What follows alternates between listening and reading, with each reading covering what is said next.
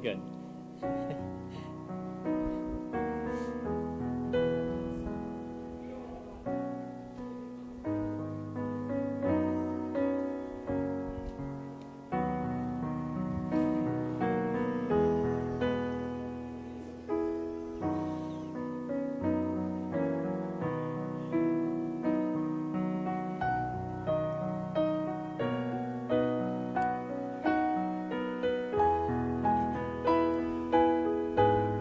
I think we can go ahead and get started this morning.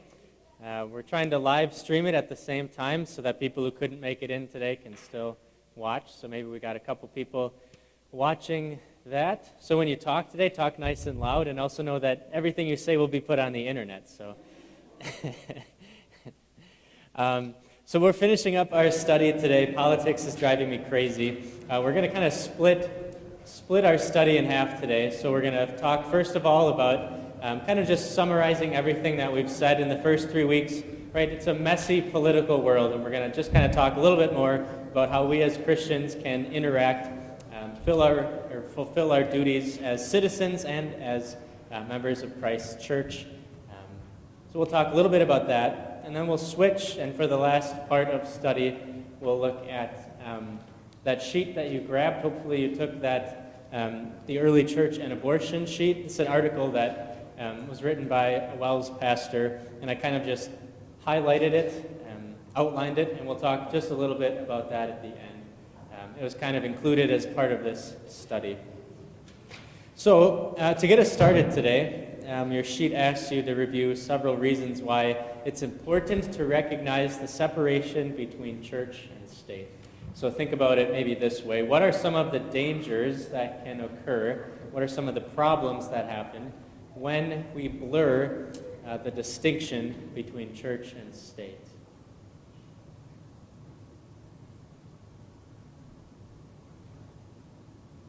You can think back to some of the things we talked about last week before the snow.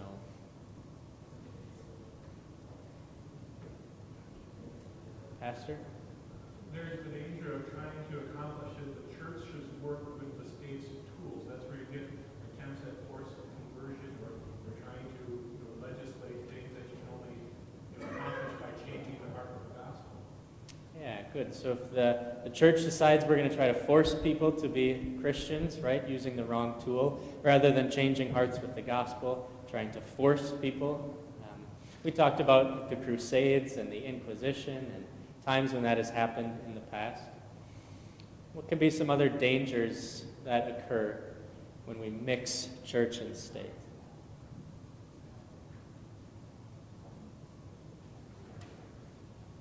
Third Reich, again, the Third Reich. Yeah. The Pope endorsed the Third Reich. Right, so the church then just completely overstepping its bounds, right, and doing things it shouldn't do, right? It can lead to that kind of problem. Gary? The state getting involved with the church too. Yeah, and what's the problem? What problems come up with that? You have state churches like in Europe, which they tax the members there, things like that. But in other words, it's not a gift out of love, it's a tax out of it. And to support the Lord, you should be a gift from the heart. Yeah. So the church, the state comes in and oversteps into the church. That leads to issues. Did you have one, Greg?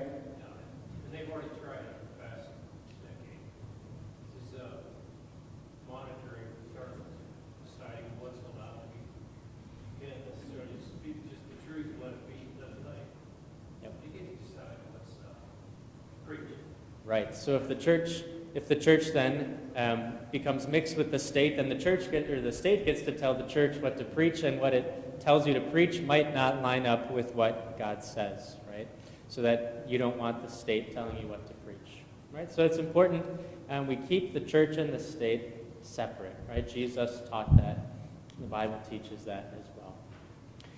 And so today we're going to talk, you see the introduction there, right? Every government has been instituted, put in place over us by God, but there's no perfect government, right? Just because it's put over us by God doesn't mean that it is perfect. And so we're going to talk about how we can kind of navigate that tricky situation, right? When we live in a country, as everyone does, where the government isn't perfect, how do we navigate that? And we're going to mostly just look at a guy named Nehemiah. We'll see, there's some good examples for us in his story. So why don't you open your Bibles to Nehemiah 1. Nehemiah chapter 1. The context of this is that God's people are in exile. They've been captured by the people of Babylon, and so they are living in Babylon as prisoners, well, as exiles. And early on, after a while, some of the exiles were allowed to return to Jerusalem, and they rebuilt the temple and they rebuilt the wall.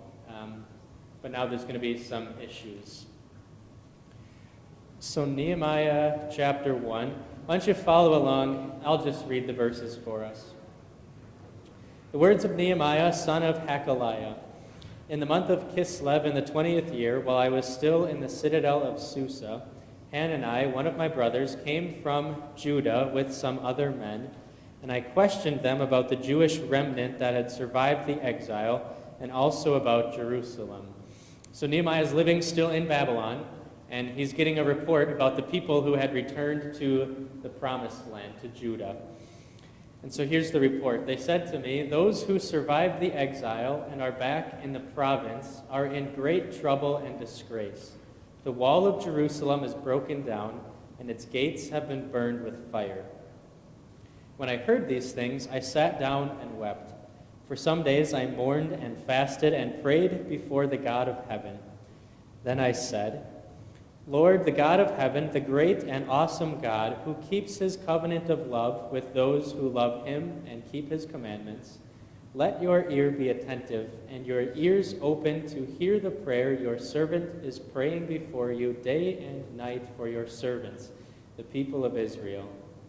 I confess the sins we Israelites, including myself and my father's family, have committed against you. We've acted very wickedly toward you. We've not obeyed the commands, decrees, and laws you gave your servant Moses. Remember the instruction you gave your servant Moses, saying, 'If you are unfaithful, I will scatter you among the nations. But if you return to me and obey my commands, then even if your exiled people are at the farthest horizon, I will gather them from there and bring them to the place I have chosen as a dwelling for my name. They are your servants and your people, whom you redeemed by your great strength and your mighty hand. Lord, let your ear be attentive to the prayer of this your servant and to the prayer of your servants who delight in revering your name. Give your servant success today by granting him favor in the presence of this man. I was cupbearer to the king." So, what was the problem that Nehemiah saw?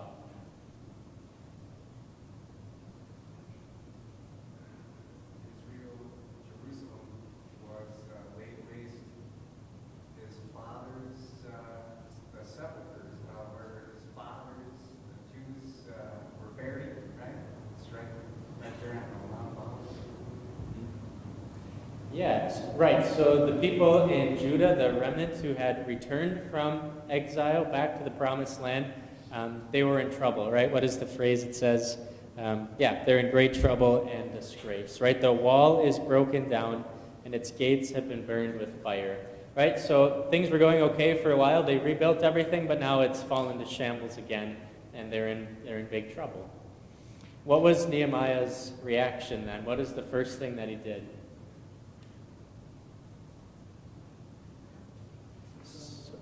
So he sat down and wept for his people. And then what did he do after that? He prayed. He prayed. So the lesson we're going to take from this is something that we talked a little bit about last week, right? That 1 Timothy chapter 2 passage. Right? We talked about how Paul says, "I urge that prayers be made for all people and even especially for people in authority," right? For the government. So Nehemiah was someone who was in the government, right? He was working for the king. We said he was a cupbearer. So it was his job to make sure that the king didn't die, didn't get poisoned. And Nehemiah, as part of the government, and yet as a believer, he had this prayer that we read. So as Christians, what are some of the things that we can pray for about our government?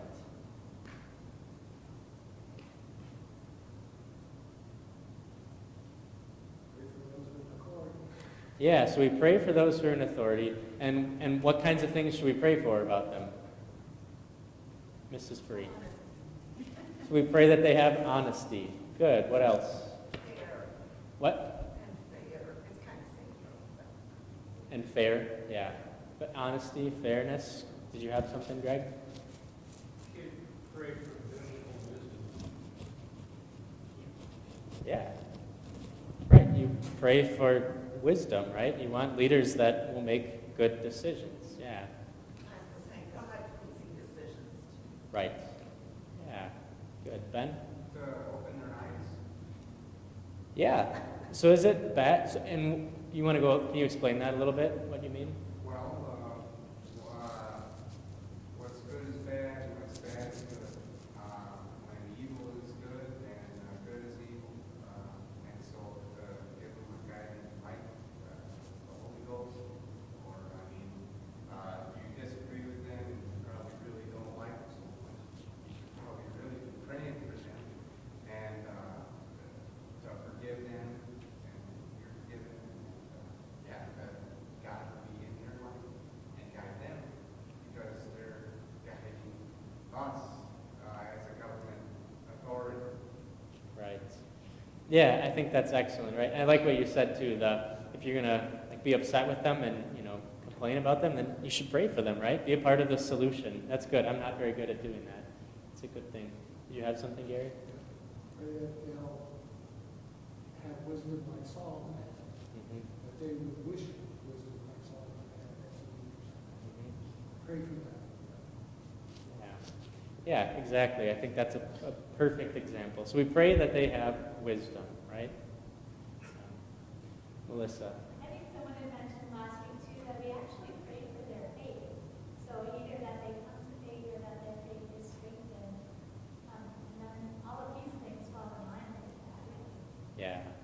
Yeah, that's good. And I think you were touching on that just a little bit, Ben, right? It's not a bad thing to pray for your politicians, your leaders to become Christians, right? It's not a bad thing to do at all. Because that'll, like you said, that'll take care of a lot of these other things.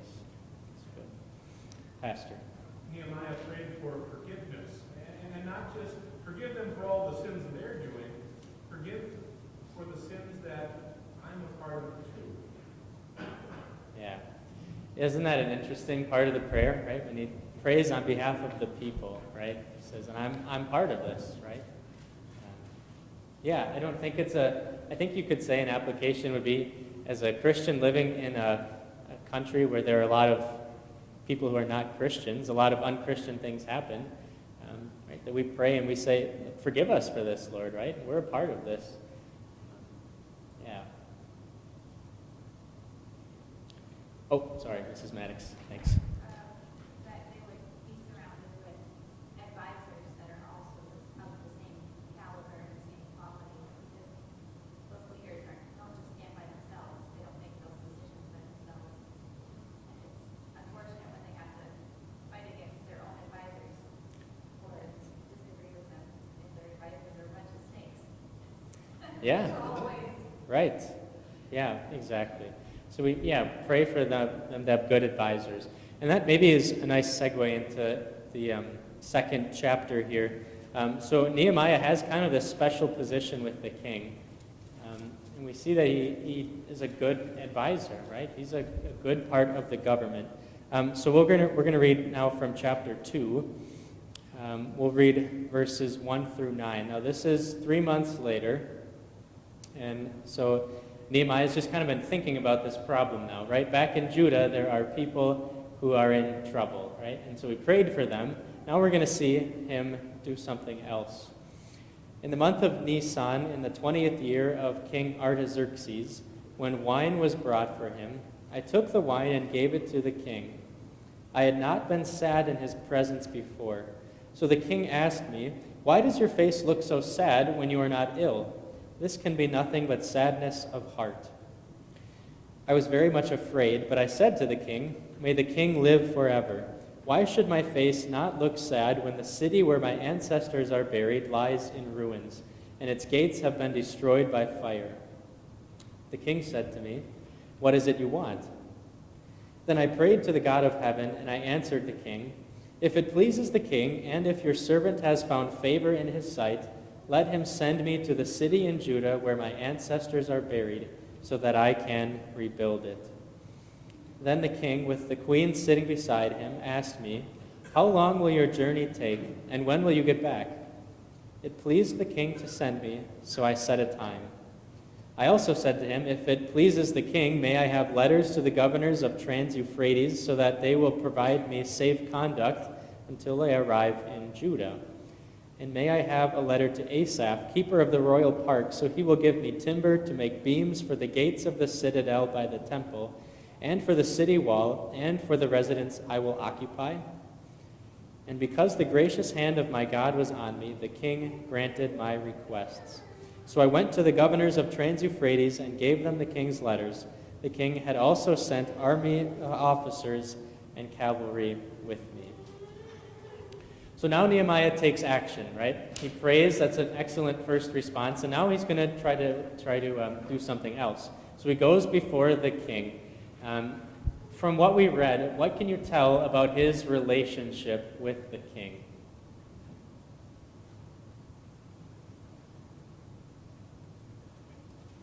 It was a good one. King had respect for him, and he had very behind him.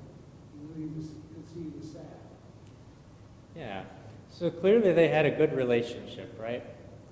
Here's this king, and here comes his cupbearer, and the king notices something is off with this guy, right? So clearly they had a pretty strong relationship.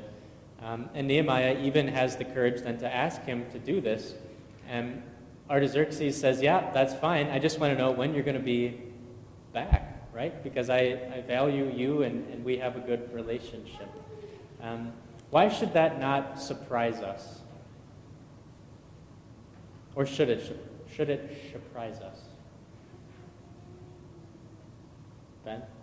Yeah, so the king, and this is in Iran, right?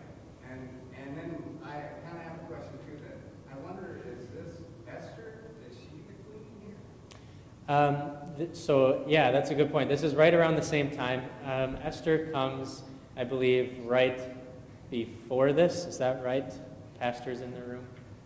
There's 4 other pastors in here. And so the king financed this going back Right. to Israel for the second temple that Jesus will come to, right? Eventually, Herod rebuilt it up fancy-wise, but this was the comeback, right, from the exile.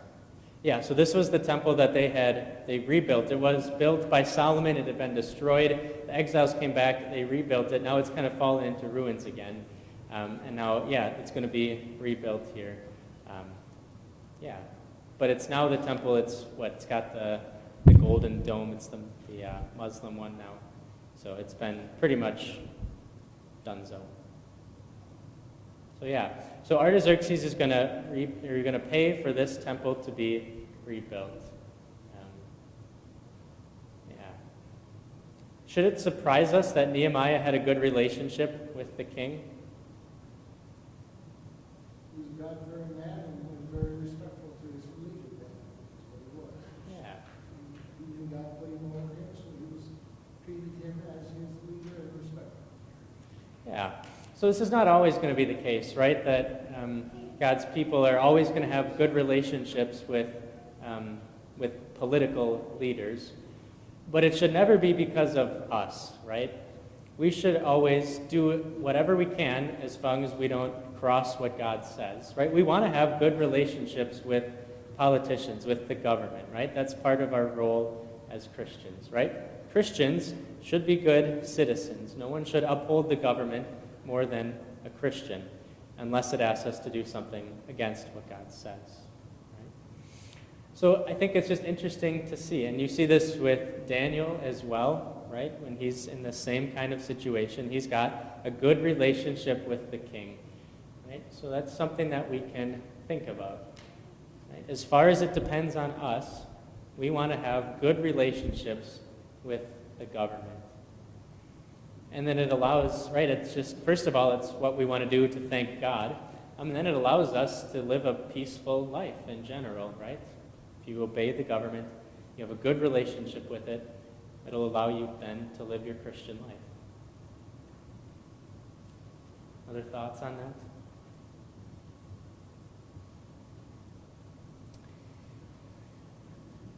So then, maybe just real quick, we can answer question 5, right? So Nehemiah's a Christian, a believer, and he's functioning as he works in the government, right? He's a government employee.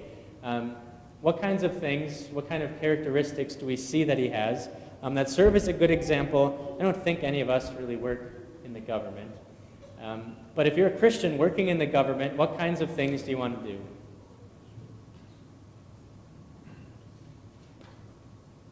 We all as Christians should be good examples. Yeah, good examples of what? Our faith in God. Yeah. Just living our faith. Yeah, right? Yeah, good. What else do we see about Nehemiah? Well, that you really work for God first, and then, like, so, well, what does God want us to do? He wants us to listen. Yep. And to do a good job, but we're really working for Him. So we should be the hardest working person on the site. Yeah.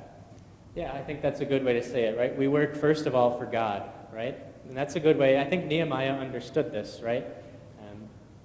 My boss, my real boss, is God, right? And as part of working for God, I'm going to work for the people that He has put over me. Yeah, and if you can have that mindset, I think that helps a lot. That's good. Melissa? He also uses the gift of intelligence that God has given him to create this plan. He's thought out what he's going to need in order to accomplish this, so when he comes, he already has that vision. Yeah, good. So using the gifts that God gave him, which would include intelligence. Yeah, good. Anything else on the verses that we've looked at so far?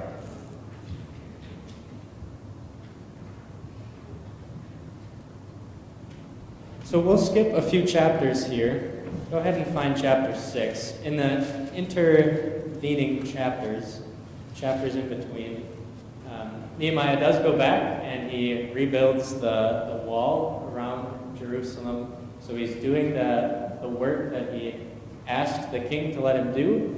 And now we're going to see, now he's kind of a government leader in Israel, or in Judah, right? He's gone back and he's kind of a leader. He spearheaded this whole project, and so the people, the nations around him now view him as that leader of the people.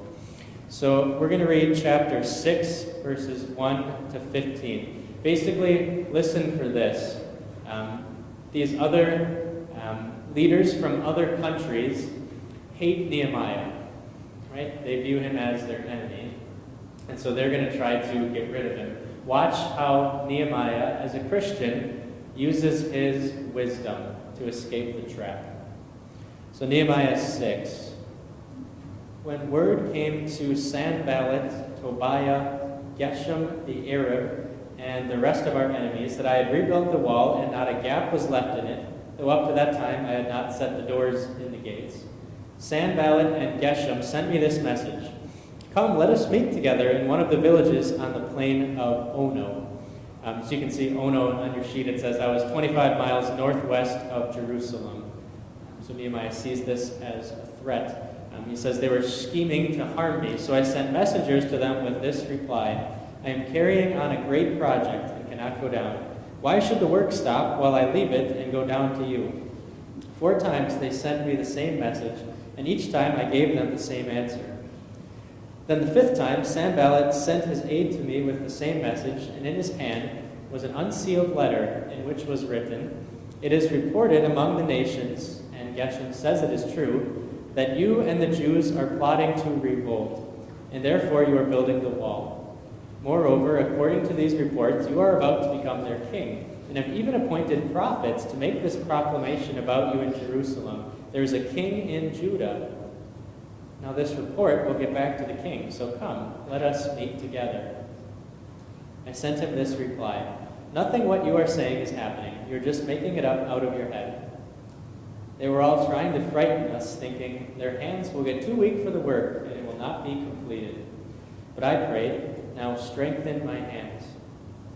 One day I went to the house of Shemaiah, son of Delaiah, the son of Mehetabel, who was shut in at his home. He said, let us meet in the house of God, inside the temple, and let us close the temple doors, because men are coming to kill you. By night they are coming to kill you. But I said, should a man like me run away? Or should someone like me go into the temple to save his life? I will not go. I realized that God had not sent him, but that he had prophesied against me because Tobiah and Sanballat had hired him. He had been hired to intimidate me so that I would commit a sin by doing this, and then they would give me a bad name to discredit me. Remember Tobiah and Sanballat, my God, because of what they have done. Remember also the prophet Noadiah, and how she and the rest of the prophets have been trying to intimidate me. So the wall was completed on the 25th of Elul in 52 days. So what are the strategies? What do the people do, Sanballat and the bad guys? How do they try to trap Nehemiah?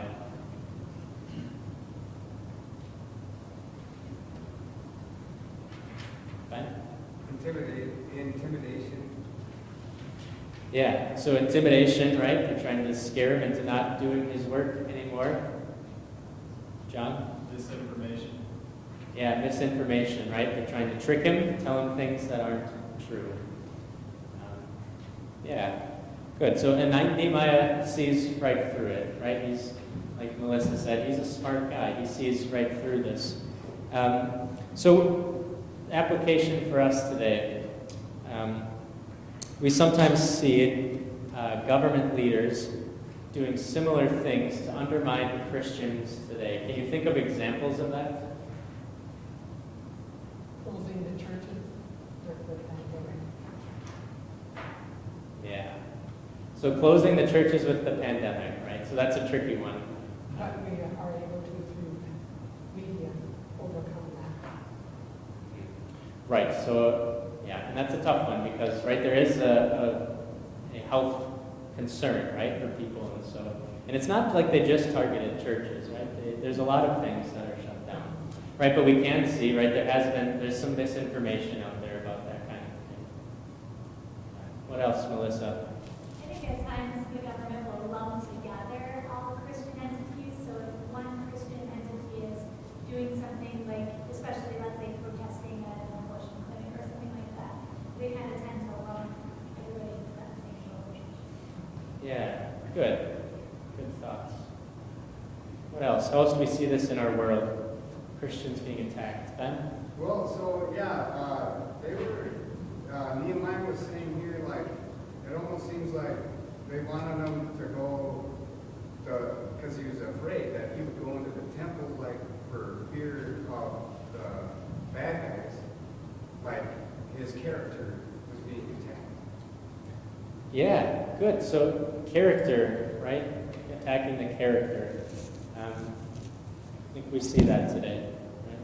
Right? But in fear, he kept working and stood his ground and was not afraid. Yeah. Yeah, a great example, right? It's kind of why we're looking at Nehemiah, because he handles this situation super well. Right? He's a Christian, but that doesn't mean that he's a dope. Right? He's smart, right? He's very intelligent. He sees through some of these things. He uses his wisdom when he's interacting with people in a political sense. Pastor. I think it's less the government explicitly, but it does happen in politics. False alternatives. Either you agree with everything science says, or you are a superstitious group. Either you hop on board with this particular political movement, or you don't care about people of different ethnicities. Things that aren't the only two options on the table, but they treat them as though they were. Yeah, good. So that false dichotomy kind of thing, right? It's either this or that. And as Christians, right, we almost always fall in the middle on a lot of issues, right? Yeah. So that can be a dangerous thing. Good.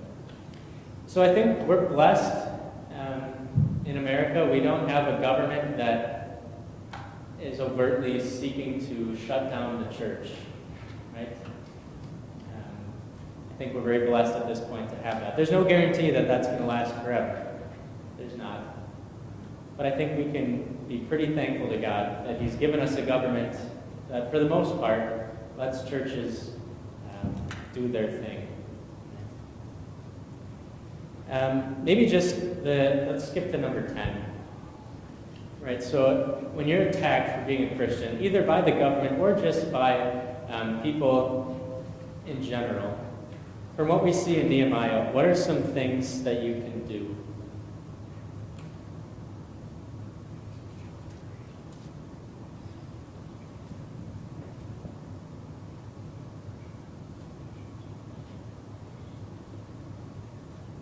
Pastor Berger.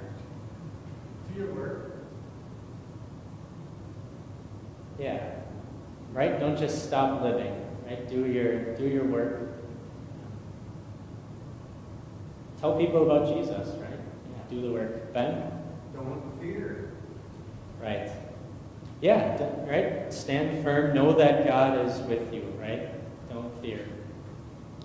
One other thing, anyone else? John? Don't retaliate. Yeah, I think that's a good thing to think about. Right? We talked about that a couple weeks ago. Christians never are going to be revolutionaries, right? It's not our job to do that. Maybe just pray too, right? Did you notice how often Nehemiah prays in the verses we've read? Like in between, when the king asks him, "What's wrong with you?" he says a quick prayer before he answers the king. We saw a couple other times too as well, right? When problems come up, his first reaction instantaneously is to pray. Again, something that's not my first reaction most of the time, right? Maybe it's not for you either, but it should be, right? It should be. All right, to kind of close out the story of Nehemiah, go to chapter 13, verses 15 to 22. So Nehemiah shows his wisdom. He avoids these attempts of assassination. He keeps his life. He's a good leader. Now that everything is built, things are starting to get a little bit back to normal in Judah. But now an issue is going to come up. And Nehemiah is kind of in charge of this remnant of people at this point. So verse 15 of chapter 13, "In those days I saw people in Judah treading wine presses on the Sabbath, and bringing in grain and loading it on donkeys, together with wine, grapes, figs, and all other kinds of loads. And they were bringing all this into Jerusalem on the Sabbath. Therefore I warned them against selling food on that day." Like they're breaking the Sabbath laws. "People from Tyre who lived in Jerusalem were bringing in fish and all kinds of merchandise and selling them in Jerusalem on the Sabbath to the people of Judah. I rebuked the nobles of Judah and said to them, 'What is this wicked thing you are doing, desecrating the Sabbath day? Didn't your ancestors do the same things, so that our God brought all this calamity on us and on this city? Now you are stirring up more wrath against Israel by desecrating the Sabbath.' When evening shadows fell on the gates of Jerusalem before the Sabbath, I ordered the doors to be shut and not opened until the Sabbath was over. I stationed some of my own men at the gates so that no load could be brought in on the Sabbath day. Once or twice the merchants and sellers of all kinds of goods spent the night outside Jerusalem. But I warned them and said, 'Why do you spend the night by the wall? If you do this again, I will arrest you.' From that time on, they no longer came on the Sabbath. Then I commanded the Levites to purify themselves and go and guard the gates in order to keep the Sabbath day holy. Remember me for this also, my God, and show mercy to me according to your great love." So what was the problem that came up? So the gates and the walls are built, but what's the issue? They're selling on the Sabbath. They're breaking the Sabbath laws. So we have to be careful not to draw a distinct one-to-one correlation between the Old Testament Sabbath and Sundays in the New Testament today, right? Because God has not told us you have to worship on one particular day, right? He says one day is the same as another. You worship whenever you want. We do recognize, though, that there's kind of been, for a long time, this understanding, or there was, that Sunday is the church day, right? If you were a Christian, and you guys, some of you remember this. I don't really, but like there used to, like businesses would not open on Sundays, or at least not until noon, right? I think still in Wisconsin, like you can't sell alcohol, is that a thing, on Sundays? I don't know. But, so there's kind of this thing, right, where Sundays that was your church day, right? What are some things that have caused that? I don't think that's the mindset anymore, right, in our culture. What are some things that have kind of eroded that mindset? John? Greed. What? Greed. Greed? In what? Yeah. Can you explain that a little bit? Businesses see Sunday as a day to make money, right? They're only working 5-6 days a week, why not work the 7th day? Yep. You know, they just want opportunity to make more money. Right. Yeah, good, Pastor. When I was serving some of the older people to the north, they said it was the invention of the tractor. Because the horses didn't need to be rested anymore. Just invented to make it easier, have easier life, you can do more things, Yeah. you don't have to slow down. Mhm. Yeah. Okay. What else, I was Lisa? going to say there are some businesses that still close, like Hobby Lobby, Christian Market, and they don't open on Sundays. Yeah. So there are still some businesses that do that. Chick-fil-A. Chick-fil-A, right? Which is kind of, I think it opened in the afternoon. Sometimes you want well, anyway. Yeah, right? So it's kind of a nice thing for the employees, right? Because why do they do it? They kind of want their employees to be able to go to church and have a family day. And it's not that God anywhere commands businesses, you have to close on Sundays. That is a nice thing that some businesses do that. Johanna? Many events, both school-age children and other events are scheduled for Sunday mornings. Races, a lot of things are scheduled for Sunday mornings. Yep, it's basketball, baseball, t-ball, yeah, right? Things used to not be scheduled on Sundays, right? But now it's not really the case. So for all these different reasons, right, Sunday is no longer really the day in our culture, in our country, that it's just expected people are going to go to church on that day, right? So what does Nehemiah do to solve that issue, right? People are breaking the Sabbath, and again, it's different for them. What does Nehemiah do to solve the issue? People are breaking the Sabbath, and Gary? If Levites at the gate to stop those from coming in to do their marketing or whatever. Right, so he uses force, right? He has guards, he literally kicks these people out, and he has guards there to keep them out. So he uses force. Was that right for him to do? It was, right? It was the right thing for him to do. Would it be the right thing for our government today to force businesses to close on Sundays?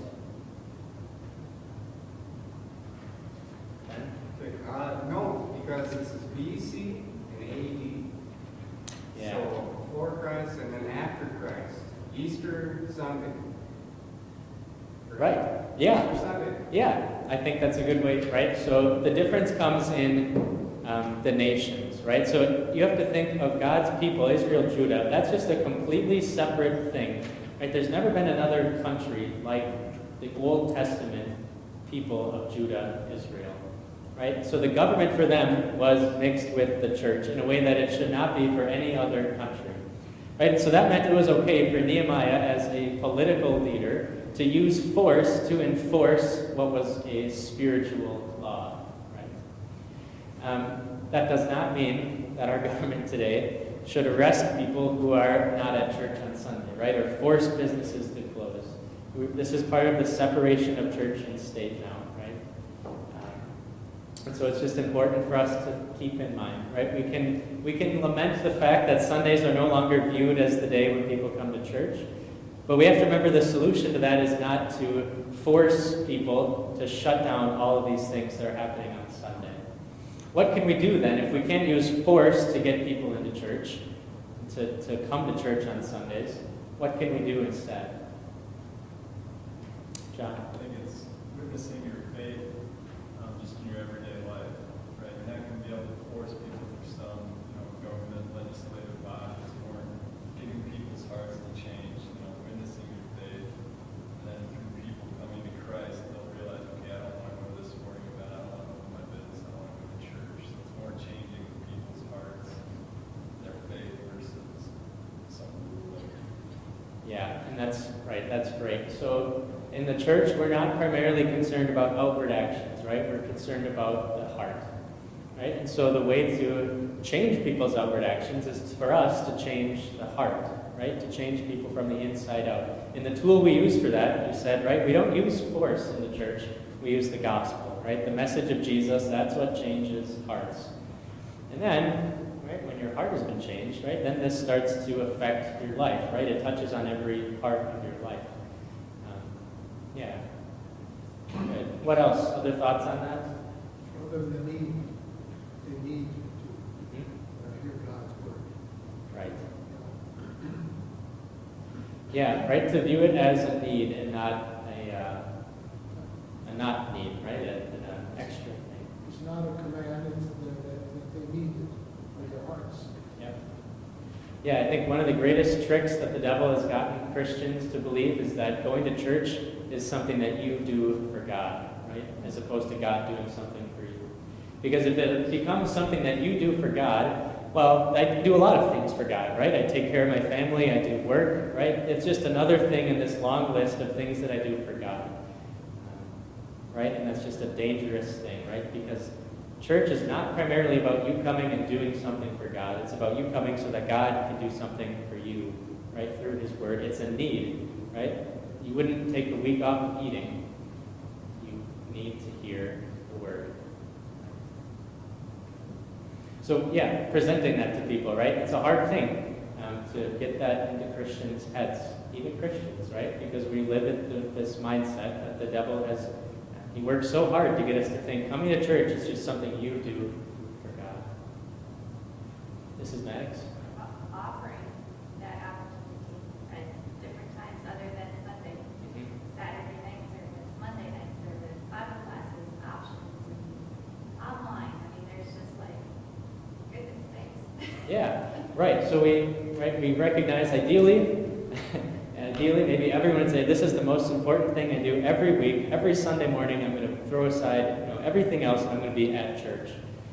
We recognize, though, that that's not always going to be the case, right? So we give people other options, right? We have Saturday night. We have 2 on Sunday. We've got our Mass Monday night service. We put our services online for people who are unable to make it on a certain week.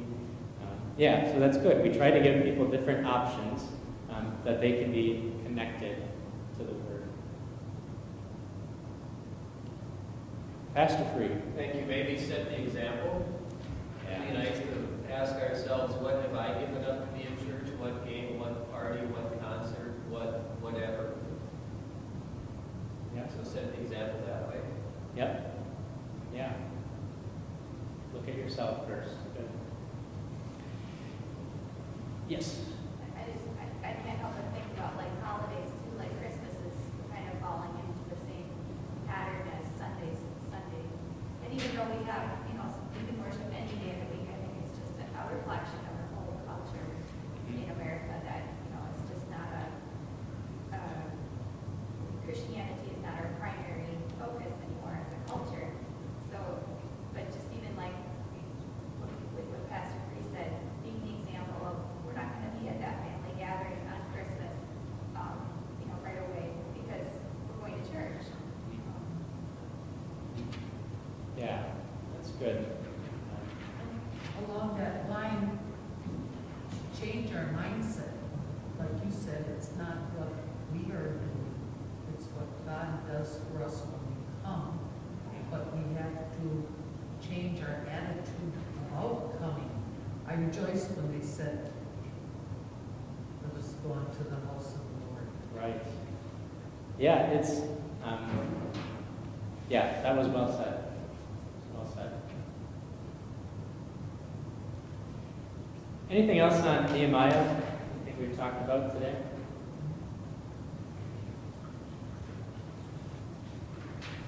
Ben?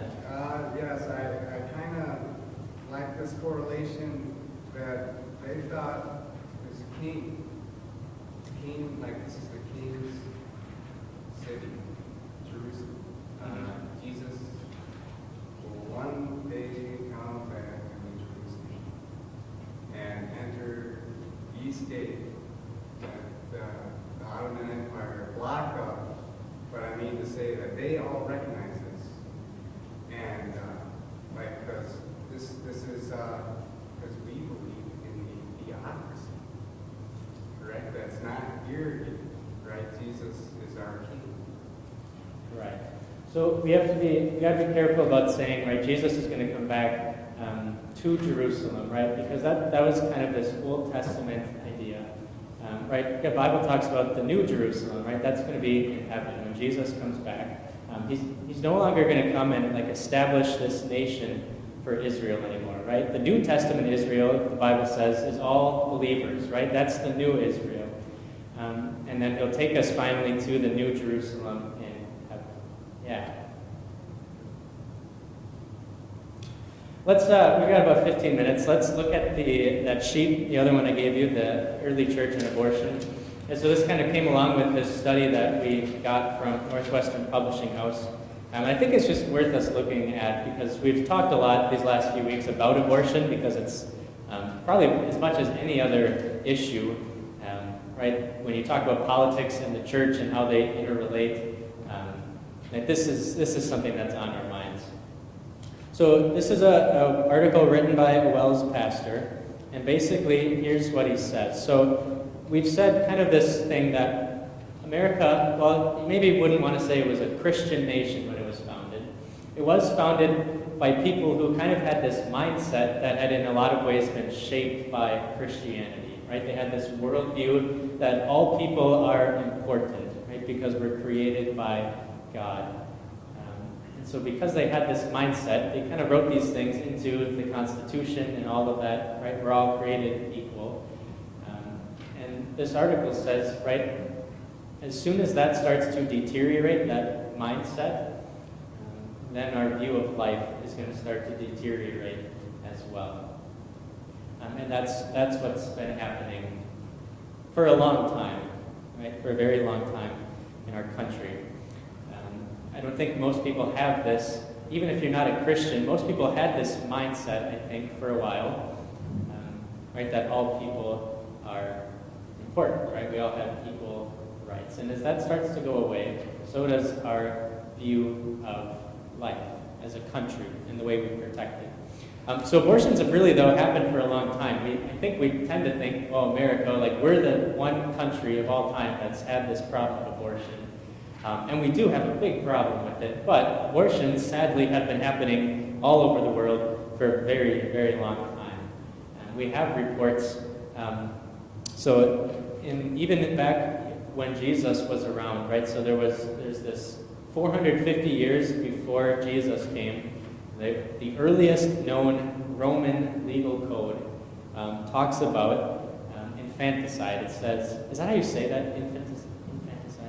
They're killing babies, right? So a father, if he decides he doesn't want the child, he can just take it out into the wilderness and just leave it there if he wants to. That was legal, right? You've got philosophers, so like Plato and Aristotle said these are both, like that's a totally fine thing to do. There's a doctor, Celsus, from the 2nd century. He kind of talks about how you can carry out an abortion. So this has been a problem for a very long time. And so the question is, right, early Christians who are dealing with this issue, what did they do about it? Because if you think that we don't have any political clout or any say about what happens as a church, think about the early Christians, right? They were completely, basically, they didn't have any rights, right? They were just this small little group of people. Everyone thought that they were heretics and no one respected the Christians. right? So they had no political clout. They had no way to really go through the government. We have reports, we have reports that they would try. Like some people wrote letters to government officials, but didn't really do anything. So what did they do? How did they respond to this tragedy that was taking place? So point A, obviously they viewed it as wrong, right? As you would expect a Christian to do. The Didache there, it's a really early, kind of like a catechism or a book that was used for teaching in the early church. It says, "Thou shalt not murder a child by abortion, nor kill them when born." And an early Christian writer, Justin Martyr, said, "We've been taught that it's wicked to expose even newly born children, for we would then be murderers." Right? So early Christians recognized the same thing that we would, right? That this is a sin, right? This is murder, to kill a baby even before it's born, or to leave an infant to die in the wilderness. That is murder. So what did they do? Right? Politically, they didn't really have anything that they could do, so they took a different route, right? And so what they did was they provided a lot of relief for poor people, and then they would go out and they'd find babies, right? If the baby had been left to die, Christians would go out, they'd take that baby in, they'd support it with their own money, right? They'd kind of adopt the baby, and then they would baptize it, raise him or her as a Christian. So they couldn't do anything politically, so they took this different route. They took care of the poor, and they took care of those babies. And it really actually proved extremely effective, right? Because Christianity spread like crazy, right?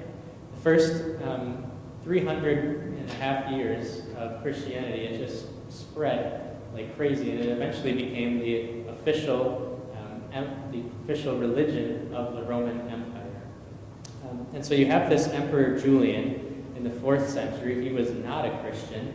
He's talking about how there's this huge problem, right? But Christianity is spreading. And here's what he says, right? "This Christian faith has been specially advanced through the loving service rendered to strangers and through their care for the burial of the dead. It is a scandal that there's not a single Jew who is a beggar." That's what they viewed Christian as. They're Jews. And that the godless Galileans, another name for Christians, care not only for their own poor, but for ours as well, while those who belong to us look in vain for the help that we should render them. So the Christians stood out, right? Even this pagan emperor realized this. He said, these Christians, they're taking care of poor people, and not just their own poor people, but the poor people who are not even Christians, right? And this is a huge problem, he says. But the Christians would say this is a good thing. And finally, this pretty much led the Roman Empire, their paganism, right, to crumble. Pastor Kester, did you have something? Yeah, just on number part B, I think there's a difference between how you expressed it, that the political realm was closed to them, which it was, and the political realm proving ineffective. That implies that they were trying to do certain things through the government. Now, you mentioned some letters. I've never heard of that, and I'd be interested in learning what specifically they did to try to work with the government. It was a totally different situation than we have today. I mean, those were dictators, and the governors had absolute control, and over the countries that they had control over, those people had very, very few. They didn't have Roman rights. They had local rights, which were less. So I guess the question is, you got a different type of government than we have, okay? We have been given the gift by God to be able to work, to make decisions in our country. We have the right to do that. So I see it as a difference here. To simply say that they want to have and practice love, and that's what overcame the problems, I think it's kind of missing the point. We should do that also to our neighbors, to whatever. And I think you look at the names of hospitals in our country that bear the name Saint so-and-so and whatever. Okay, so we've been doing that. There are places that will take in mothers who want to have their babies but can't afford it. Okay, so we are doing those things. But the point is, we have a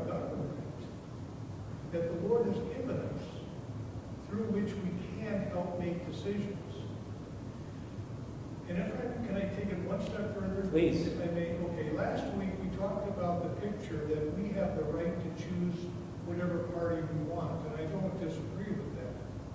But there's a difference between choosing a party on certain issues. For example, Obamacare did not come up. And if a person said, all right, I choose this party or that party because I think that the best way of providing health care is through this or through that or whatever else. Government is trying to provide health care. In the case of abortion, though, it's different. You're dealing with something that's morally wrong. And you have one, and I don't care if it's Republicans, Democrats, I don't care. But the point is that when you have something that's wrong, and one side is saying, I would like to do things that are going to ameliorate that wrong, to try to take it away. And the other party is saying, no, everybody has a right to do that wrong thing. There it's different. Now you're not saying we're both working for the same end. There you're saying we are working for different goals. One party is saying the right, we want to do away with the wrong. The other party is saying we want to give people the right to continue doing this wrong thing. I, as a pastor, would make that distinction in talking to people. Somebody came to me and said, Pastor, who should I vote for? Okay? Well, I say, what's the issue? Well, the issue is abortion. And I would make exactly that point to them. I would give them the advice to vote for the party that is trying to do away with the sin. And I would have no problem with that whatsoever. That would be part of my pastoral duty, I think. So I really, I think I will. It is, because it's a person's asking me about something that has to do with a moral issue that God is very clear on. And if one party says, I want to do it, the other party says, I don't want it, I'm going to say, vote for the party that does not want to do it. Now, if the other party was the party that wanted to do the right thing, was on the verge of starting World War III, I'd probably say vote for the other person, the other party, even though there was the abortion issue there. Okay, but nevertheless, I think we have to be careful with not using the gifts that God has given us.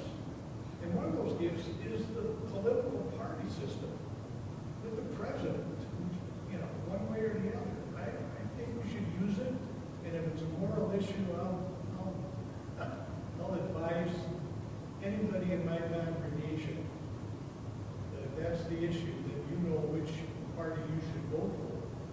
Because, what's the last year? How many babies were aborted? We talked about love. 600,000. How many babies were aborted last year? Over 600,000. Over 600,000. I think it's been that way for how many years? She's talking about love. Talking about salvation. I think we need to factor all that in our discussion. Thank you for giving me the opportunity to express it. Thank you for sharing. Yeah, I think that's all very well said. I think we do have to be careful, too, about saying, though, that there's only one issue, right, to vote on. Because, right, what it comes down to is, one party, the way that we have this two-party system, one party supports abortion, but they take care of the poor. Well, the other party opposes abortion, but doesn't do as much taking care of the poor. And I think as Christians, you would have to say, nowhere does God say one issue that you have to vote on. Now, I totally get where you're coming from. Yeah. And again, I think one other thing we talked about was, right, what's the best way to stop abortions?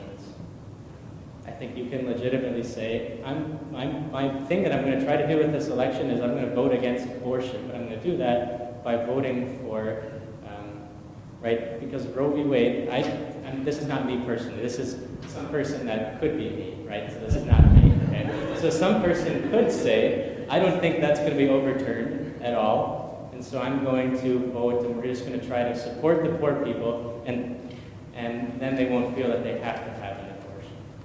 So I think that it's complex. John? Well, again, I think ultimately you can make abortion illegal, but they're still going to happen, right? I'm just being true, right? Drugs are illegal, they still happen.